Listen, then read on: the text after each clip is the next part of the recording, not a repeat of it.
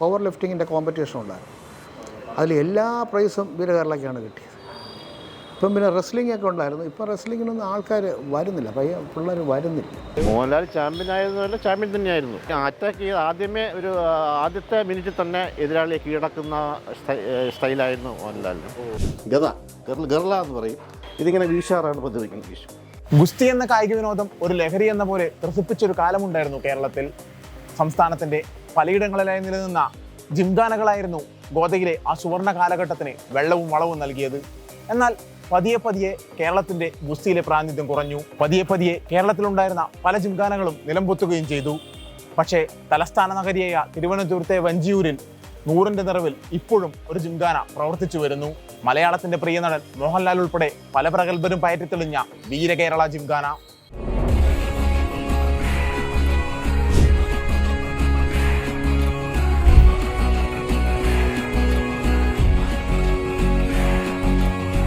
ഇത് അശോകേട്ടൻ നമ്മുടെ വീരകേരള ജിംഖാനയുടെ സെക്രട്ടറിയാണ്.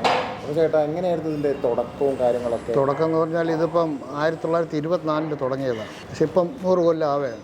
പിന്നെ നമുക്ക് ഇപ്പോഴും ഇത് സർക്കാർ വക ഭൂമിയാണ്. സർക്കാർ അന്നത്തെ കാലത്ത് പലർക്കും കൊടുത്ത കൂട്ടത്തിൽ തന്നതാണ് നമുക്ക്.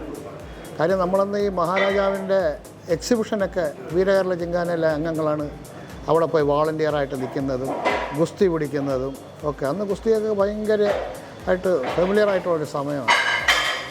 പിന്നെ അദ്ദേഹത്തിൻ്റെ മഹാരാജാവിൻ്റെ പിറന്നാളിൽ ഇവിടുന്ന് ആൾക്കാർ പോകും.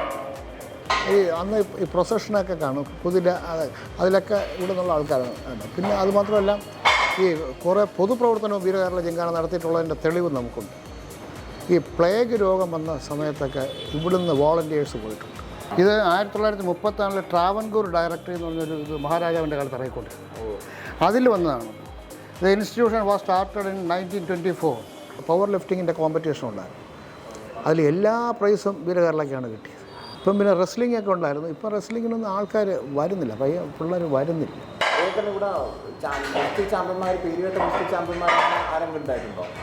ഇപ്പം ഞാൻ പറഞ്ഞുതരാം.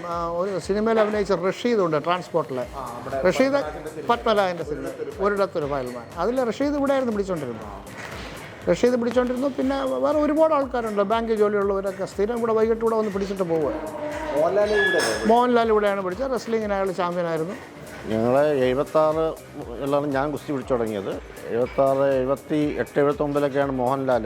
ഞങ്ങൾ MG കോളേജിൽ ഒരുമിച്ച് പഠിച്ചാണ്. ഇത് മോഹൻലാലാണ്, ഇപ്പോഴത്തെ സൂപ്പർ സ്റ്റാർ മോഹൻലാൽ. ഇത് ഇപ്പോൾ ഞാനാണ്. അപ്പോൾ അന്നത്തെ കാലത്ത് ഒരുപാട് നല്ല ഗുസ്തിക്കാരുണ്ടായിരുന്നു. നാഷണൽ ലെവലിൽ തന്നെ ഉണ്ടായിരുന്നു പല ഗുസ്തിക്കാരും ഉണ്ടായിരുന്നു. പ്രസൂദ്, ജയറാം, ജയകുമാർ, അപ്പക്കുട്ടൻ, ഒരുപാട് നല്ല ഗുസ്തിക്കാരുണ്ടായിരുന്നു. അവരെല്ലാം ഇവിടെ പ്രാക്ടീസ് ചെയ്തുകൊണ്ടിരുന്നവരാണ്. പഴയ കാലങ്ങളിൽ ഉള്ള എക്യുപ്മെൻറ്റ്സും പുതിയ എക്യുപ്മെൻറ്റ്സും നമുക്കുണ്ട്. വെയിറ്റിന് പകരം ഉപയോഗിക്കുന്നത് ഇപ്പോഴത്തെ ഡിസ്കുകൾക്ക് പകരം പണ്ട് കാലങ്ങളിൽ കല്ല് വെച്ചാണ് ഉപയോഗിക്കുന്നത്. പല രീതിയിലുള്ള കല്ലുകളുണ്ട്, പല വെയിറ്റിലുള്ള കല്ലുണ്ട്. ഇത് ഒരു വെയിറ്റാണ്, ഇത് വേറൊരു വെയിറ്റാണ്, ഇത് കുറച്ച് വെയിറ്റ് കൂടിയതാണ്. അങ്ങനെ പല തൂക്കത്തിലുള്ള വെയിറ്റിന് കല്ലുകളുള്ള സാധനങ്ങളാണ് ഉപയോഗിച്ചുകൊണ്ടിരുന്നത്. അതുപോലെ ഇത് ക്ലബ്സ് എന്ന് പറയും, ഗർല എന്ന് പറയും. ഇത് വെച്ച് നമുക്ക് എക്സസൈസ് ചെയ്യാറുണ്ട്. ഇപ്പോൾ ഇപ്പോഴത്തെ ജിമ്മുകളിലൊന്നും കാണാറില്ല. ഇതിങ്ങനെ വീശാറാണ് പതിവിക്കുന്നത്. വീശും. ഇത് ഷോൾഡറിന് സ്ട്രെങ്തിനും ഫ്ലെക്സിബിലിറ്റിക്കൊക്കെ ഏറ്റവും നല്ല ഒരു ഉപകരണമാണ്. പിന്നെ പഴയ കാലഘട്ടത്തിലുള്ള ഡമ്പലാണിത്. ഇപ്പോഴത്തെ ഈ ഡമ്പലുകളൊന്നും ഇപ്പോൾ ഇല്ല. ഇത് പഴയ വർഷങ്ങൾ 100 വർഷത്തോളം പഴക്കമുള്ള ഡമ്പലാണിത്. ഇത് ഞാനില്ല, കല്ലാണ് വെയിറ്റിന് പകരം ചെയ്തിരിക്കുന്നതാണ്. അത് പൊട്ടിപ്പോയി സൈഡൊക്കെ. അതാണ് നമ്മളത് സൂക്ഷിക്കുന്നുണ്ട് ഇപ്പോഴും. ഇത് റെസ്ലിംഗ് മാറ്റാണ്. ഇത് മാറ്റ് കവർ. ഇപ്പോൾ ഇതൊന്നും ആരും ഉപയോഗിക്കുന്നില്ല. ഇതിലാണ് മോഹൻലാൽ പണ്ട് ഗുസ്തി പിടിച്ചിട്ടുള്ള മാറ്റാണിത്. ഇപ്പോഴും വെക്കേഷനിലൊക്കെ നമ്മൾ ഗുസ്തിക്ക് പഠിപ്പിക്കാണ്ട് ക്യാമ്പൊക്കെ നടത്താറുണ്ട്. സ്പോർട്സ് കൗൺസിലിൻ്റെ കോച്ചസിനെ കിട്ടിയാലേ നമുക്ക് നടത്താൻ പറ്റുള്ളൂ. മോഹൻലാൽ എങ്ങനെയായിരുന്നു ഗുസ്തിയിലൊക്കെ അന്നേരം? അയാൾ ചാമ്പ്യനായെന്നൊക്കെ കേട്ടിട്ടുണ്ട്. മോഹൻലാൽ ചാമ്പ്യനായതുമല്ല, ചാമ്പ്യൻ തന്നെയായിരുന്നു. അത്ര നല്ല ഭയങ്കര ഫാസ്റ്റായിട്ടായിരുന്നു ഗുസ്തി. പ്രതിരോധമായിരുന്നു അല്ലെങ്കിൽ അല്ല, അറ്റാക്ക് ചെയ്ത് ആദ്യത്തെ മിനിറ്റിൽ തന്നെ എതിരാളിയെ കീഴടക്കുന്ന സ്റ്റൈലായിരുന്നു മോഹൻലാലിന്. ഗുസ്തി പ്രാക്ടീസ് ചെയ്തിരുന്ന ഏരിയയാണിത്. ഇവിടെ മാറ്റ് അകത്തുനിന്ന് പുറത്തുകൊണ്ടുവന്ന് മാറ്റ് വിരിച്ച് അതിൻ്റെ പുറത്ത് മാറ്റ് കവറിട്ട് ഒക്കെ ആയിരുന്നു ഗുസ്തി പിടിച്ചിരുന്നത്. കുറച്ച് മെനക്കേട് ഉണ്ടായിരുന്നതാണ്. എന്നാലും ഇവിടെ ആയിരുന്നു ഞങ്ങൾ പ്രാക്ടീസ് ചെയ്തുകൊണ്ടിരുന്നത്. അതിനുവേണ്ടിയാണ് ഇത് പ്രത്യേകം കെട്ടിയിരിക്കുന്നത്. ഇപ്പം ഇതിൻ്റെ വലിപ്പമൊക്കെ കൂട്ടിയിട്ടുണ്ട്. ഇൻ്റർനാഷണൽ ഫെഡറേഷൻ തന്നെ വലിപ്പം കൂട്ടിയത് കാരണം ഇതിപ്പോൾ ചെറിയതാണ്. എന്നാലും പ്രാക്ടീസ് ചെയ്യുന്നത് ഇതിനകത്ത് തന്നെയാണ്. അതുപോലെ ഈ പാരൽ ബാർ, ഈ ബാറൊന്നും ഇപ്പോൾ ഒരു ജിമ്മിലും കാണത്തില്ല.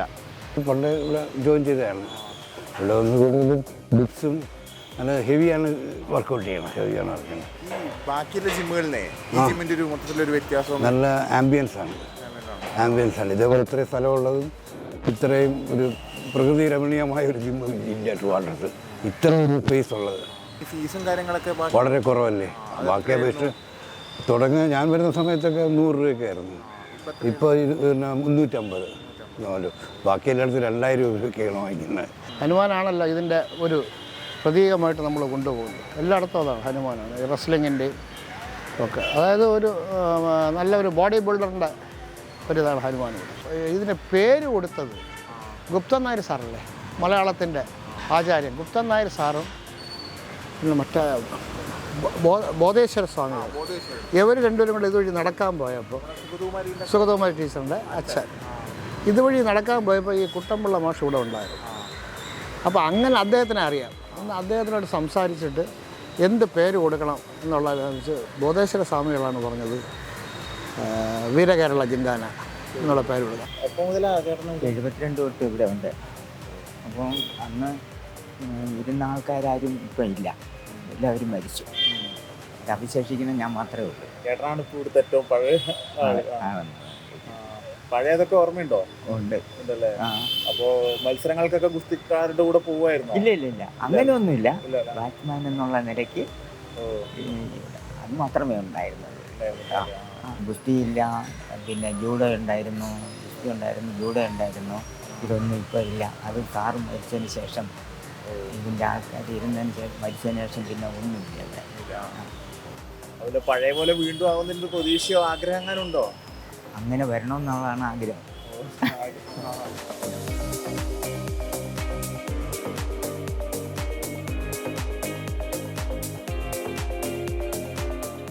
ആധുനികമായ എല്ലാ സൗകര്യങ്ങളോടും കൂടിയ ജിമ്മുകൾ നമുക്ക് ചുറ്റുമുണ്ട്. അപ്പോഴാണ് 100 വർഷങ്ങളുടെ ഓർമ്മകളുമായി, കരുത്തുമായി വീരകേരള ജിംഖാന മുന്നോട്ട് പോകുന്നത്.